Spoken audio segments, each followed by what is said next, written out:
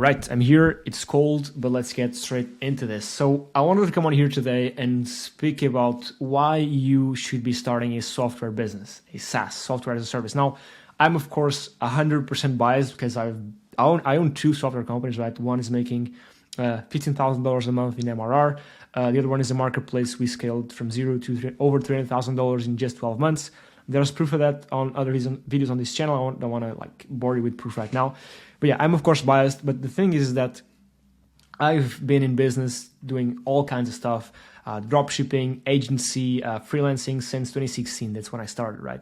So I can speak from experience to tell you that I've tried all of these business models, right? And the thing is that all of them work, right? Dropshipping works, social media management works, Facebook ads for brands work, starting an actual brand that's not dropshipping works. I mean, every single business works. Amazon FBA, every single thing works. Your issue and my issue as well is that you don't stick to it for long enough, right? Because I can assure you, if myself, when I started dropshipping, if I'd stuck to it for 2 months more or 4 or 5, 6 months more, I might have seen more success, but I decided to quit, right? I was making some money, but I saw other people making a shit ton more money with whatever other shiny object that they were doing it with. And so I thought, why am I doing all this when there's people making a lot of money with this other thing? Let me scrap dropshipping. Let me jump to the next thing, which was an agency, which I made money with, but then I got burned out because every single business model works, but every single business model has issues, right? And when things get hard is when you need to persevere and not quit.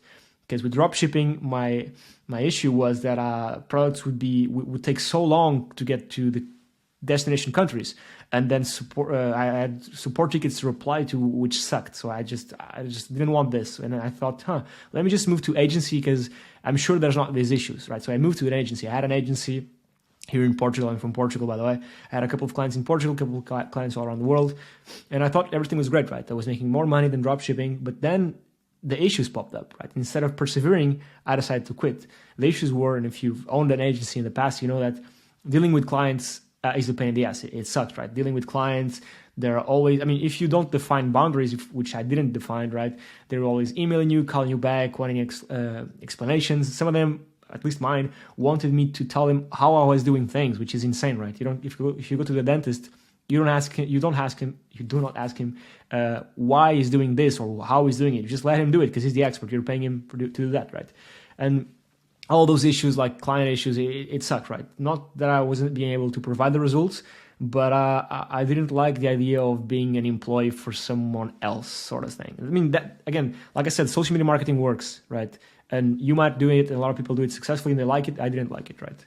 But like I said, I moved from dropshipping to SMMA because I thought things would get better, right? Then I started freelancing. I thought, freelancing is great. I can work on my own terms. I can work from whatever I want in the world because with clients, with social media marketing, you sort of need to be on the same time zone as your clients. It's ideal, not necessary. But with freelancing, I didn't need to do that, right? I was traveling the world and I was doing all this cool stuff, which is great, right? But then you start to think freelancing kind of sucks because it's not really scalable. Has more or less the same issues as an agency in terms of scaling. And so, yeah, I jumped again. I jumped for SaaS, which is what I've been building the past year. My marketplace, vetted.com, vetted.com, which I've documented the whole process here on this channel, literally from day zero, like from coming up with the idea, drawing the mock-ups, finding a developer, launching the site, all documented here on the channel. And it took me all this time to realize that I need to stick with it because, yes, new issues popped up, right, with SaaS, right? It's insane. It's very hard, very expensive, a very competitive market. And if I were to have committed the same mistake I committed with dropshipping, with agency, with freelancing, which was when things get hard, I'm just going to move to the next thing. I'm going to start a newsletter. I'm going to start doing whatever it's hot right now. OnlyFans agency, whatever, right? I'm going to move because these look amazing. People are making so much money with it. And I would have quit SaaS, software as a service. And thankfully I didn't, right? Because things started to roll up, to pop off. I found a co-founder, things got built. And now we're on our second SaaS. Again, making 15K in MRR, a bit more, 40K in revenue per month, which is amazing, right? But I guess my point with this video is to whichever thing you're doing, right, focus on it And it's not so much about the time you need to focus on it, 6, 12, 16 months. It's more or less on when things get hard, if it's the first month or the 12th month, try to persevere through the hardness and see what's on the other side, right? Because you never know, because when you persevere through that and you push through the hardship, the other side might be sunny, right? Which was what happened with SaaS. It was really fucking hard. It still is. But I've persevered to some of these hardships, and I know that if I persevere to the next ones, what's on the other side of the rainbow, I guess, not really a rainbow because it's a dark rainbow, if it is a rainbow even, is worth it, right? And reason why I started this video with don't try SMMA, don't try any of those things, build a SaaS, is again because I'm biased, but because I've tried all the other ones, and I can tell you that building a SaaS is one of the few businesses where first the valuations are crazy, right? If you're at 10K MRR, you can get a yearly valuation of 3-5x multiple, which is insane, right? No other businesses as valuations are as high as in SaaS. But the other thing is that you're building an asset, right? Because a software is an asset, unlike an agency, right? An agency isn't really an asset. Your asset, I guess, are the connections between your clients and your know-how, I guess. But with SaaS, you also have that know-how.